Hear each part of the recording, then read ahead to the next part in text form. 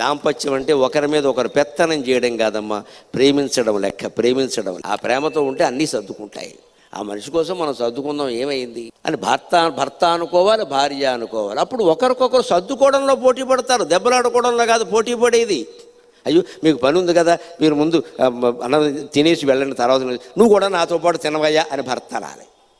తినమన్నారు కదా అని తినేసి వెళ్ళిపోకూడదు. అలాగే వెళ్ళిపోతారు, పట్టించుకోరంటారు వెనకాల. ఈ మాట మన దగ్గర ఉండదు, పని మనిషి దగ్గర ఉంటుంది డైలాగ్.